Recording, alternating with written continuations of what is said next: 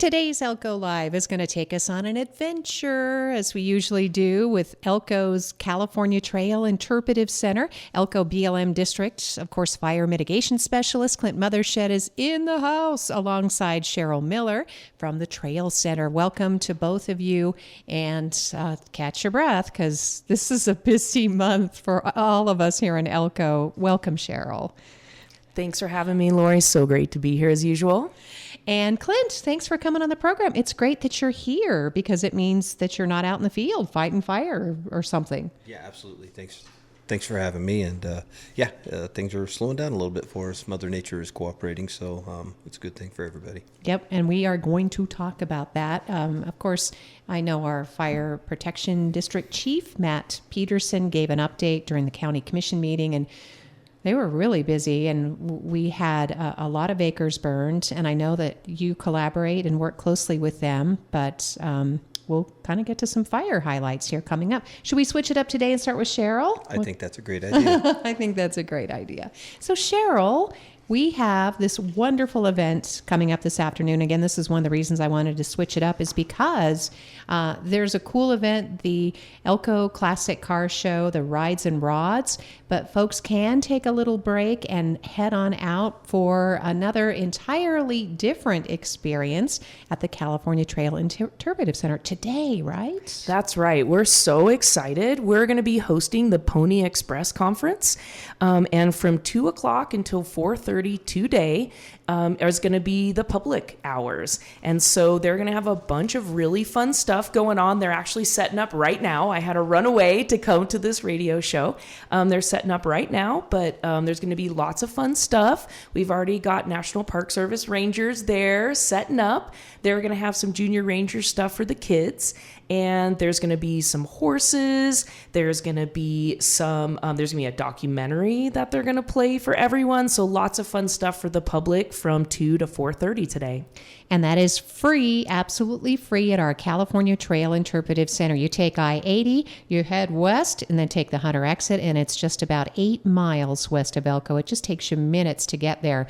But this is so significant, not only that the Trail Center is hosting the conference, but just the fact that they're doing a bit of a reenactment for us, and we'll get to be able to see that this afternoon. Yeah, so that's going to be, I think, the most exciting part is they're going to do the mochila exchange. Am I saying that right, Lori? I hope you are, yeah. Because I backed off of it too. Somebody correct me if I'm wrong, okay? But they're going to do the mochila exchange. They're going to have a couple of horses, and it's going to be a really fun experience, I think. I'm looking forward to it. I've never had an experience with the Pony Express, and so I'm really looking forward to it. You know, it was short-lived, but a crucial experience here in the West, of which Nevada played an important part, carrying the mail via horseback. I mean, they rode hard 24/7, and I think that's where the Postal Service came up with their slogan about, nothing will stop us, hail, sleet, snow, because and the heat. Of course, these riders endured all of it. Again, it was just a short period of time, but it was a big experience for Nevada. And this group of folks is especially passionate about it. And I guess your friends from the museum are going to be there too. Oh, our friends from the museum, the Northeastern Nevada Museum, are going to be there. They're going to be leading some activities. We're also, like I said, going to have the National Park Service out there. Pony Express folks will be represented, and just lots of interesting fun stuff. Of course, our wagons, our hiking trail, our exhibits, all that great stuff will also be available. So that's this afternoon. If you want to meet the riders, Pony Express is coming through Elko. The Pony Express Convention is at the Trail Center. That event is for those convention goers. But again, from 2 to 4:30 today, the community, the public is invited. So if you need to veer off course a little bit from Rides and Rods, you can take a little break from that and be back in town in time for some other fun activities. It's one of those busy weekends.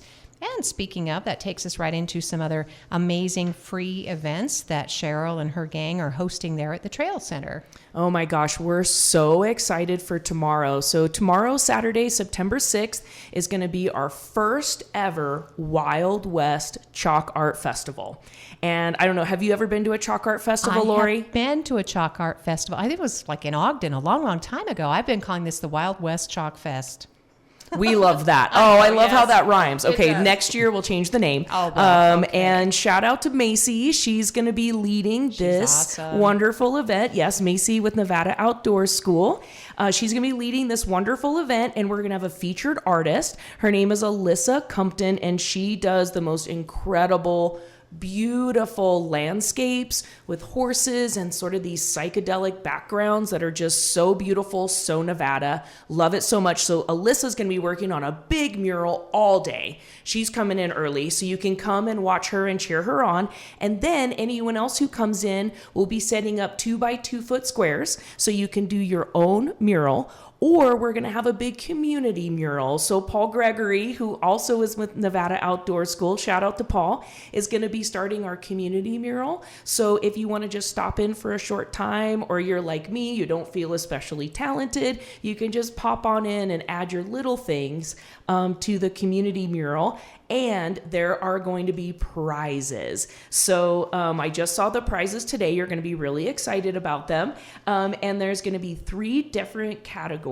So we're going to have most historic, we're going to have most creative, and then we're going to have People's Choice. So the People's Choice Award is going to go up on the web, and people will be able to vote, and it'll take about a week for that person to learn that they won. But most creative and most historic will be given out at noon or when the artists start to finish up. Wow, what fun. Again, this is absolutely free. Bring your creativity. If you have some chalk, bring the chalk, because a box of chalk will go a long way. I know that some of the supplies might be limited depending on how many participate. Bring your sunscreen, your water bottle, but just get ready to have an amazing time. I wanted to give Alyssa Compton a plug because she's the one that did the mural at the fairgrounds there on Cedar Street. Oh, beautiful. Yes, so you can drive by, see that, and then go and participate side by side with Alyssa and find some additional information. It starts early, 8:30, which is great because it should be a little cooler. It should be cooler, and we're going to have lots of shade for everyone. We also have like little pads for kneeling or putting your elbow on, but also bring your own pads, bring a chair. And I wanted to let you guys know, Paul Gregory made a really cute video about how to make your own sidewalk chalk with just food coloring and cornstarch and water. So everyone right now, as soon as the show's over, pop onto our Facebook page and watch that really cute video that Paul made to teach you how to make your own sidewalk chalk. So you can bring that with you, or you can bring the ingredients, or we're going to have some ingredients, of course, there. So you can make it on site, but you can make different colors, different consistencies. I won't give away all the secrets. You've got to watch Paul's video. All right, go online, California Trail Interpretive Center's Facebook page, check out the socials, learn how to make your very own sidewalk chalk. And awesome, Paul, that's super cool. And of course, there's an entire month of activities. We are now into September, so we were talking about just today and tomorrow, but there are free things to do all month long. Oh my gosh, we're so busy this month trying to get in all the fun summer activities before fall hits. So on Sunday, September 14th at 10 a.m., we're going to have our popular bows and throws open. And on the 14th, it's going to be axe throwing. So remember, you need to be 8 years and older to throw an axe, but we'd love to see the whole family come out and enjoy that. And then on Saturday, September 20th at 1 p.m., write this down, Saturday, September 20th, 1 p.m., that's going to be our last Pioneer Ice Cream program of the entire year. Clint, you might want to try and come because the hand-churned ice cream is so delicious, and we have some wonderful sponsors that provided the toppings, the cream, everything that we need. So shout out to Las Brisas, shout out to Bear Distributing in town, and shout out to... You're just like me. You think you got it going, and then, yeah, you'll think of it. We've got one more bakery in town. I will think of it. Okay. It's a brand new one in town that just opened. Is it in the Commercial Fun Center? Maybe. Yeah, I'll come up with it by the end of the show, you guys. But come on out for our last Pioneer Ice Cream because we have wonderful sponsors who have provided all of the toppings, all of the cream, everything that you need. Is it that one? Okay. She'll think of it. Now we're playing this game. Cheryl Miller is our guest, and of course, she's the interpretive ranger at California Trail Interpretive Center. And that Pioneer ice cream is so popular. Again, September 20th, 1 p.m. Registration is recommended. It's always a good idea. But that will really ease us into fall. The first official day of autumn, according to the calendar, arrives on September 22nd. So in between that, you'll have some Pioneer sewing. You can break out the treadle machines, or you can bring your own little sewing kit if you've got one, and Brenda's going to be on hand to teach you. She is, and she's going to be using Paisley I'm to so teach glad. everyone. Paisley's so happy. If you haven't been following, Paisley is the hand treadle machine that Lori donated to the center. Still our most popular post ever. Real? Oh, that is Yes. so cool.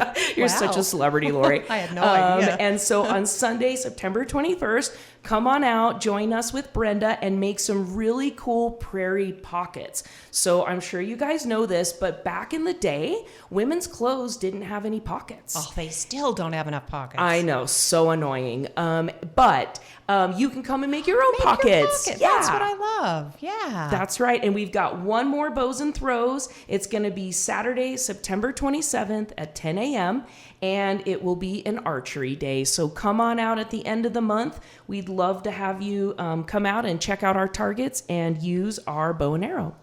Thank you, Cheryl. We appreciate that. That was kind of a whirl for the month of September. Everything we talk about, you can find online, California Trail Interpretive Center, with all the socials, the Facebook page. And I did want to use this opportunity, and we're going to be doing it frequently going forward on this radio program. But the Elko Convention Center and the Elko Area Chamber have collaborated on this amazing calendar, which is interactive. You can add photos, it's front-facing, and it will help us keep track of in order so you can hit up all the special events. So you can go to exploreelko.com or elkonevada.com and add all these cool events to their calendar, and then everybody's going to get the same information. And guess what? It's free of charge. Yeah. That's wonderful, and it helps us stay organized. There's so many fun events over the summer. We want to make sure that everyone knows about everything that's going on. That's right. So check out that calendar. Check out California Trail Interpretive Center. So then we're going to look ahead a little bit to October. Yeah, so all of you guys that love to get outside in October and check out the beautiful moon that we always have, on Friday, October 3rd, we're going to have an Observe the Moon night, and it's going to be at Great Basin College. So we reserved the amphitheater there, and it's going to be so much fun. We're going to have outdoor games. We're going to have planet activities and crafts. There's going to be telescopes and astronomy binoculars and all kinds of family fun celebrating the moon. So bring chairs, bring blankets, come on out. We'd love to have you, and that's going to be Friday, October 3rd. Come on out to see the moon. That's so nice. And you'll be surrounded by people who also love the moon, and maybe someone will read the Goodnight Moon book to them. That might have been already checked out of the library for this specific event. I'm so happy to hear that, because there's nothing like spending a sugar-filled evening running around, playing, and enjoying your parents and your family, and then having a story read to you so you can fall asleep in the car on the way home. Sounds perfect to me. Yes, even for the grown-ups if we were so lucky. So, Observe the Moon, Friday, October 3rd. How cool is that? And then you are already looking ahead to 2026, Cheryl, as though you're not busy enough. Oh my gosh, we're always trying to plan ahead. So all of you folks that love to come out to Trail Days, we will be celebrating it on June 6th and 7th for 2026, and it's going to be bigger, better, and tied into America 250. So stay tuned. We're already signing up reenactors. We've got some wonderful musicians already signed up, and so we're ready to hit the ground running and put on a great event. That is California Trail Days 2026, celebrating the pioneer history. And I thought, too, I would put in a plug. I did, the Church of Jesus Christ of Latter-day Saints did a temple tour. Well, their temple tours are open right now through September 13th. You just grab a church member. You can go online. You can just simply drive up there and arrange. I don't know if they're doing reservations or just you can drop on by. But the cool thing, Cheryl, is when I got to visit, I saw how much of the local pioneer history is celebrated inside, and it ties into the trail and the experience that the pioneers, the immigrants, were having. And there were people of all religions and some of no religion who made the trek. Absolutely. All of the people that made the trek were so diverse, and there's so much cool history out there to see in unexpected places. And we've been getting so many of those visitors that came to see the temple are now coming out to the trail center. And so it's a wonderful thing to have in this community. We love to have all the visitors. And yeah, all of this history is intertwined to make this beautiful tapestry that we call the Elko community. And we're happy to have everyone out. Oh, I'm so happy to hear that. I knew that it would have a boost to the community, hotels, motels, restaurants, shopping, you name it, but also to our local tourism, and especially in the way that the Trail Center connects with the pioneers and the immigrants who made their way along the trail. I don't want to give too much away, but hopefully I can entice anyone who hasn't visited yet, because the temple tours are only through September 13th, and then the building will be only available to the LDS faithful, and it'll be dedicated in October. But the stained glass has these gorgeous yellow wildflowers. They have Native American designs reflected in some of the furnishings.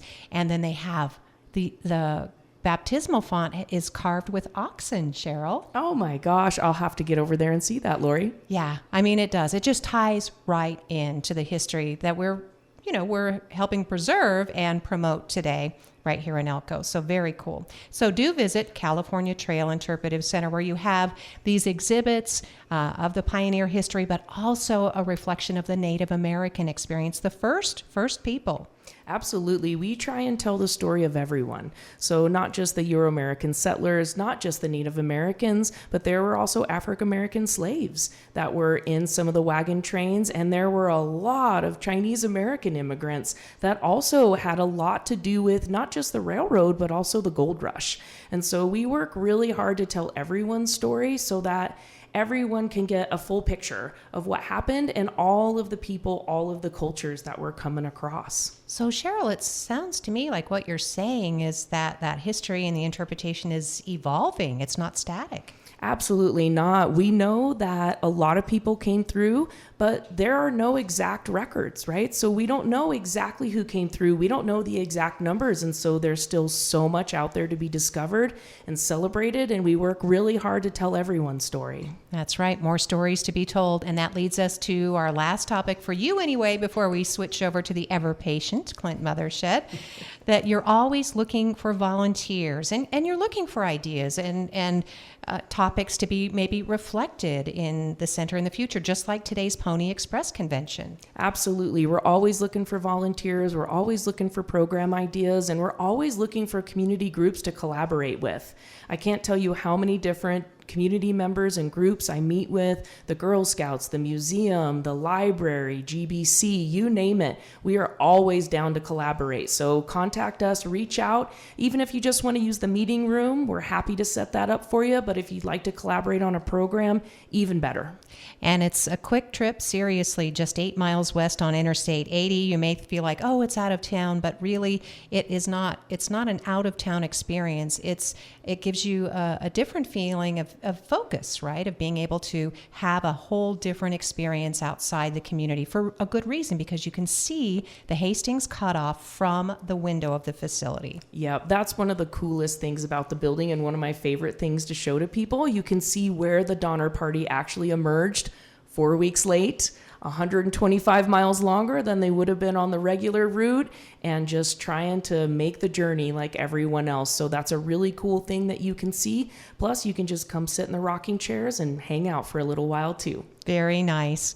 From art shows to weddings to civic groups, whatever it is that you're trying to plan, if you want a unique experience with some really positive people, please reach out to the California Trail Interpretive Center, 775-738-1849, or you can email Cheryl at clmiller@blm.gov. That's CL Miller, right? Thanks so much, Lori. I'd love to hear from you. All right. Thank you, Cheryl. And obviously, if Cheryl needs to pop back in with anything, but Clint, you've been so patient. Hopefully, we've inspired you. You brought a bag of goodies, by the way, I wanted to say, to pass out to youngsters at the Trail Center. If you want to start off by telling us about that. It's pretty cool. Yeah, it's a really great thing. It was Cheryl's idea to have a kind of a collaborative little booth there, a fire prevention booth at California Trail Center, and it seems like it's had quite the warm reception from the public, and they've taken a lot of the fire prevention materials, and we like to include stuff for the kids too. So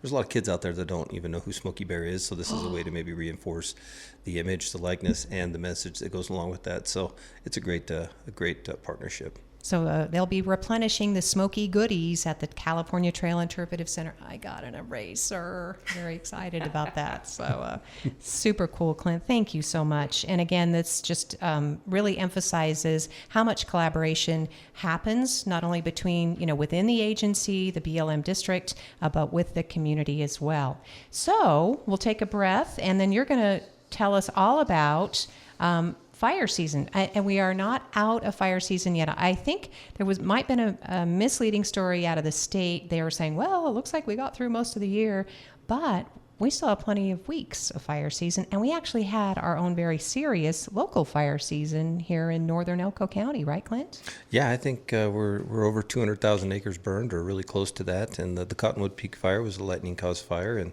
it did what it wanted, honestly. We had almost 1,000 people on that fire at one time. Brought in a Type 2 incident management team from the East Coast, and that's what was available due to the fires going on nationwide. And, they usually when you get teams from outside the area, especially the East Coast, they are just not accustomed to how the fires are here. You see it's not timber like what maybe they're used to. It's something else, and it was just extremely volatile. We had locals here that like a dozer operator who's really aggressive with getting around the fire with the dozer, and even he had to pull off the line. He just said it was too insane, it was too dangerous to do anything. So all in all, we've had these years before, and we'll see what the fall brings. But yes, the days are getting shorter and the humidities are coming up a little bit higher at night, and the daytime temperatures are lower, so that all works in our favor. But the dead grass, the fuel still's out there, and we've had years where October 1st, we had some really large fires. We had a low pressure system come in with high winds, and we had some really short-lived but pretty big wind-driven events. So we still have that going. And when you got hunting season coming up, it's already going on, but usually in the beginning of October is the big the population increase for Elko County with everybody coming in to hunt. And, for one, we're still on fire restrictions, and you can go to nevadafireinfo.org and learn about that. The interactive map on that website will allow you to select the area you're going to. You can zoom in. I always use this as an example, but Wild Horse State Park, you could click on that and you could find out what the restrictions are, particularly for that area. If you want to camp outside of an established campsite on the federal side, meaning BLM and Forest Service, Bureau of Indian Affairs, you have to go to those sites to have like an open flame carbon-based fiber or fire, and if not, you're not allowed to have a campfire at this time. I did get a report, which I passed on to the Forest Service, that some folks in Harrison Pass, there's some campsites down there, and they at night were having campfires, and we don't need any help. We got enough fires started by Mother Nature. We don't need any help from the human population. So just a heads up for folks to please go to Nevada Fire Info and learn about all the fire restrictions. Really quick, one is centered around camping, like I explained, in fee-paying sites. And the reason that only in fee-paying sites is not to make a profit. They don't really make much money off of that. But it's because they've been they've run weed eaters through there. They've done a lot of like fire mitigation work where it's a little bit safer to have a campfire. So those sites do exist throughout the county, and I recommend if you're going to come hunting or plan on going out there and you want to have a fire, to go get one of those sites locked down. All right. Right now we're coming out of La Nina, but the recent talk is we're going to be going into a double dip La Nina, which for us, I think pretty much means our winter will be like last year. It'll be a little bit drier and a little bit colder. and we'll see. They're usually short-lived, so that could mean we'll go into neutral, and the spring could be wetter, and which just means we're going to have more grass on top of the grass we already have. So I hate to think this, but we could be in year one of a 2 to 3 year cycle of large fires that require a lot of hands on deck to suppress. So we'll see how it goes. Clint Mothershed is our fire mitigation, education, and trespass investigation specialist when it comes to all things fire for the Elko BLM district. You've dedicated your entire professional career to this, Clint, and just hearing you describe the type of fire that we had, the intensity, how visiting firefighters and crews from all over the country and sometimes other countries respond to that, I think it really emphasizes the fact that conditions have changed. The intensity is so much more. We did hear from Commissioner Delmo Andriozzi. He went out to the fire at the Cottonwood Peak. He was very pleased with the interaction and the response between the fire liaisons. And I know, Clint, that growing up in a ranching family, that's important. Apparently the rancher liaisons were very well regarded and considered because this was erratic fire behavior. Some of these fire crews came in, they had amazing aircraft, right? The aviation response to this, but they couldn't fly when it wasn't safe. So they had to literally know the lay of the land, right, Clint? Yeah, absolutely. And, the Rancher Liaison program started in the early 2000s, and it was after our big destructive wildfire seasons. We had 99, 2000, 2001, You were there for all of 6, that. and 7, yeah. Mm-hmm. And it was a really great idea, bringing in the folks with the local knowledge and let them become part of the planning. That local knowledge is, you just can't beat it. I mean, they know where whose cattle or which cattle, who they need to get a hold of to get the cattle out there to help coordinate that stuff. And it's really been received well throughout the state, if not the nation. They're using it as a model for other districts to start programs like that. And we have some really great ranchers that want to be part of that and be part of that solution. So all in all, it's been, in my opinion, a huge success. And we hope to continue to see that, moving forward for the future. Yeah, we know that Cottonwood Peak was devastating. We know it destroyed a hunting area 6, and that's a loss, but also the loss of grazing.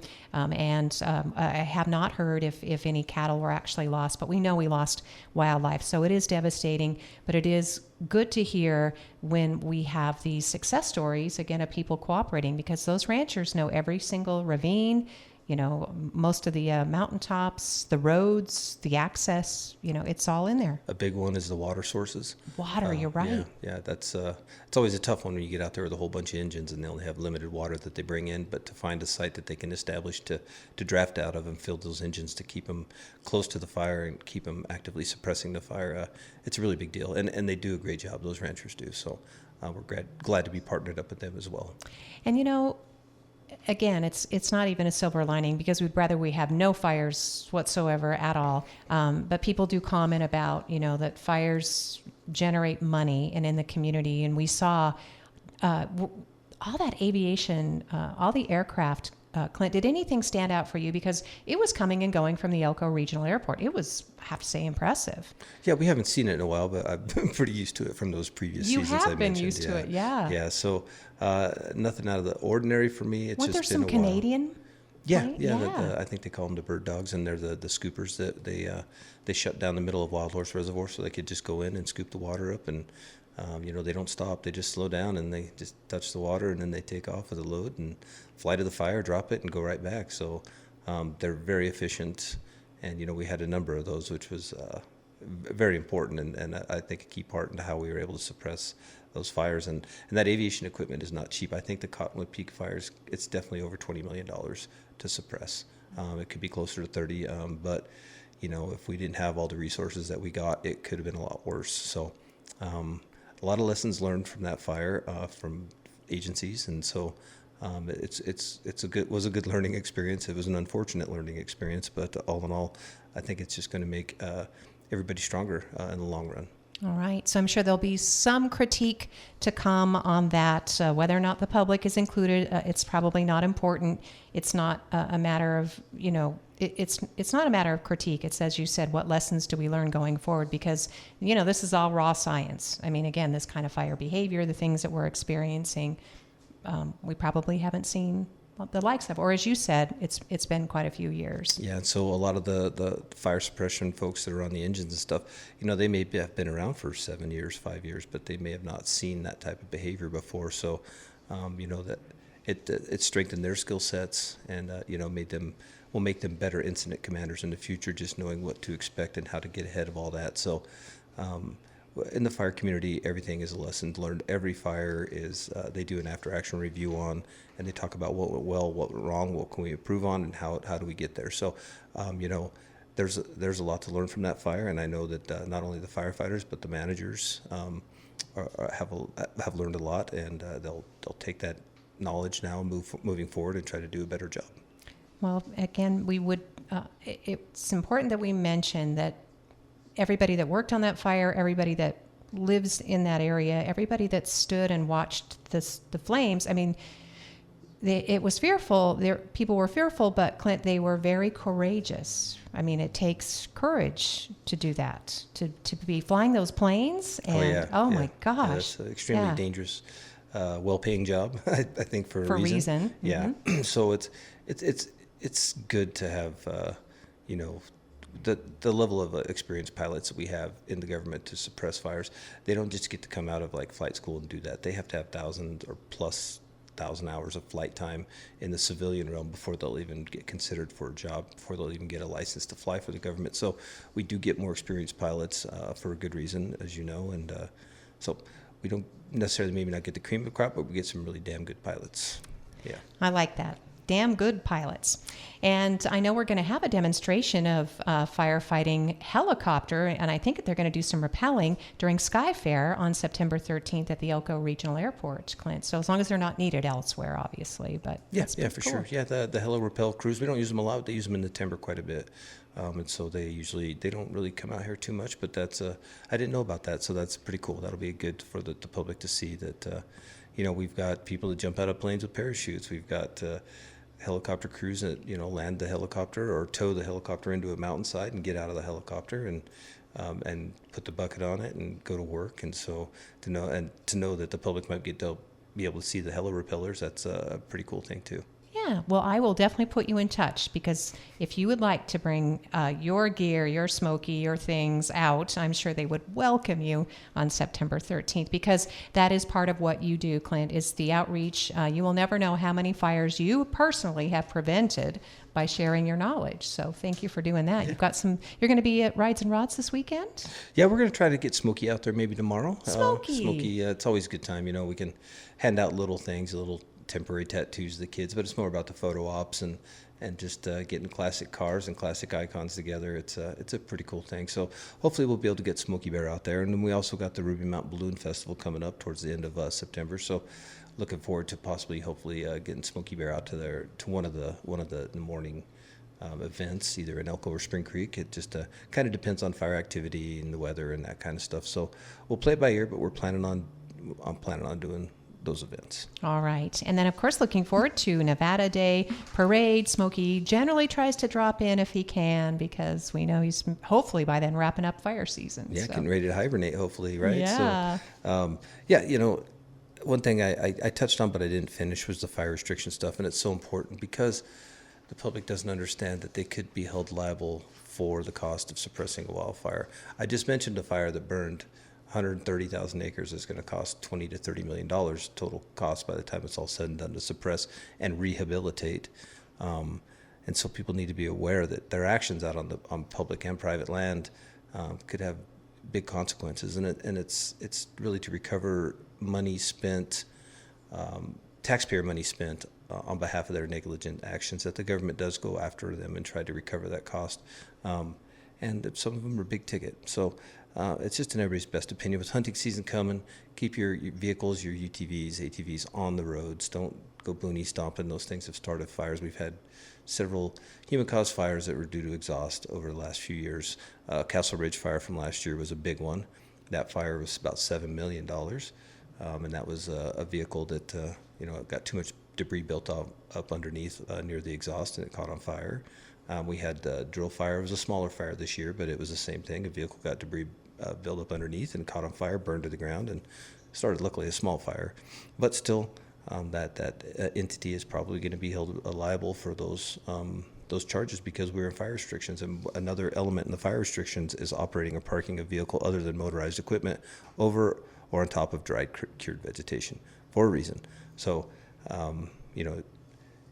we don't want to see the human caused fires. That's the only type of fires we can prevent. So, we can only do that through public education and letting people know their actions can have some serious consequences.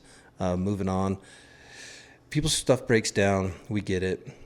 Breaks down in the least fortunate spots sometimes, and you may have to go out and do some field maintenance to get it back to a road, to get it on a trailer or whatever. But if you're going to do welding or metal grinding or anything like that, just know that is a prohibition on our prevention order, and make sure if you do that, you don't have any other choice. You clear as much grass away from there. You have someone standing by ready with an extinguisher or shovel. Multiple people probably better because these fires are really getting up and going. So that's another one. The binary explosive targets, they're prohibited on federal land too. When they marketed those and they did all their R&D, they did it in an environment without the grass component that we had. Really, it was I think in Montana. So we're talking large fuels that maintain their moisture typically throughout the summer.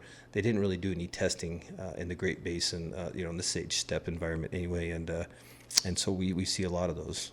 And then also, we had a fire at the gun range this year that were people just shooting a steel target with steel core ammunition, and they had a, bullet ricocheted off one of the targets and started a small fire.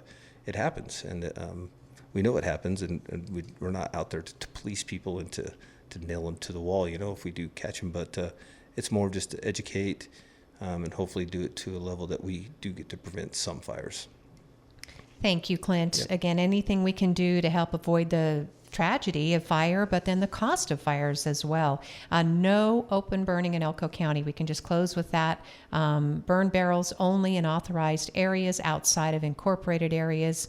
And you can visit nevadafireinfo.org, as you said, and watch the weather, and then go to the county's Fire Protection District website too, right, for more information. Yeah, you can go to, and even on nevadafireinfo.org, I got a graphic from the county that we have posted on there about what a typical, in those unincorporated areas, what you need to have, the criteria for a burn barrel, what that means and what that requires. So there's, graphics there to assist people that do live outside of incorporated areas. So that's a big one. The Forest Service has ones that they do see fires from, and it's really people out wood gathering this time of year, using chainsaws that have a bad exhaust on them, and carbon particulate blows out, or they use a dolt chain, and it just so happens that the stuff starts smoldering, and then we get fires from that too. So that is a Forest Service requirement too right now.